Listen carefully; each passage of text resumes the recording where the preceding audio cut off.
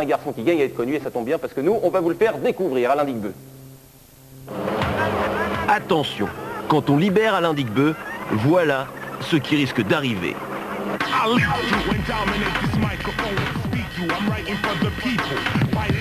Son horizon, le panier. Son obsession, dunker. Il y a une certaine notion de pouvoir, de domination, mais il ne faut pas exagérer le mouvement non plus. Que ce soit sur quelqu'un ou tout seul en contre-attaque, le dunk, c'est le dunk, c'est le geste qui est apprécié par le public, apprécié par les jeunes. Alors, depuis son plus jeune âge, Digbeu décolle. Pas un basket d'école, mais un basket terriblement spectaculaire. Des phases de jeu répétées à l'entraînement. Le travail, ça paye. D'ailleurs, ses notes sont encore en progrès cette année. 13 points, 4 rebonds, pas exceptionnels, diront certains, mais les chiffres, ça ne dit pas tout. C'est pas le professeur Beugnot qui va nous contredire. Là où il a le plus progressé, c'est dans ce qu'on ne voit pas.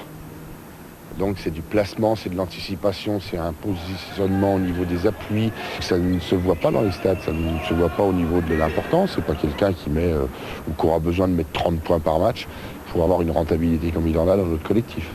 Et sur le terrain, Digbeu sait tout faire. Intercepter, défendre, empêcher l'équipe adverse de marquer et ensuite, si possible, s'envoler. Digbeu, le travailleur, passeur à ses heures, contreur, presque par nature, un physique et une technique qui n'ont pas échappé aux espions des grands clubs américains.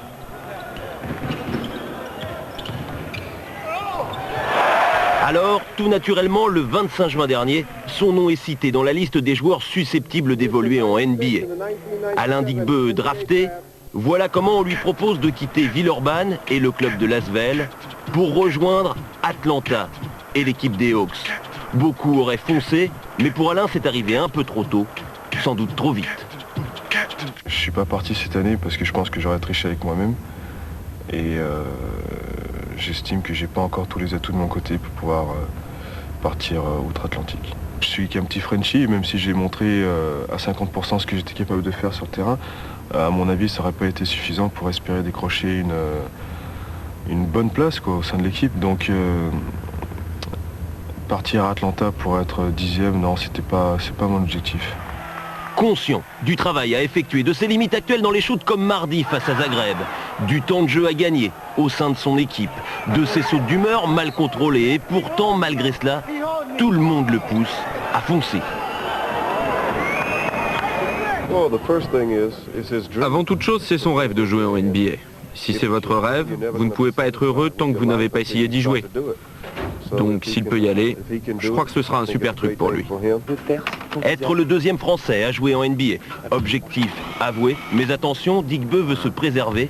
Son rêve américain est trop fort, trop proche, pour ne pas risquer de le saborder.